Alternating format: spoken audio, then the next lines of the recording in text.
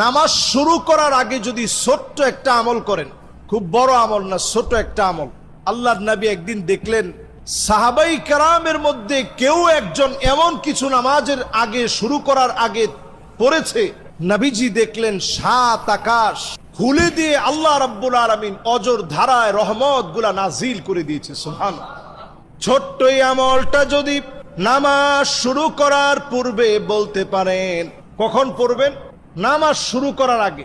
ইমাম সাহেব তেলাওয়াত করতেছেন, আপনি এসে দাঁড়িয়েছেন, মনে মনে ছোট্ট করে পড়ে ফেলেন, আল্লাহু আকবার কাবীরা ওয়ালহামদুলিল্লাহি কাসীরা ওয়া সুবহানাল্লাহি বুকরাতাও ওয়া আসীলা।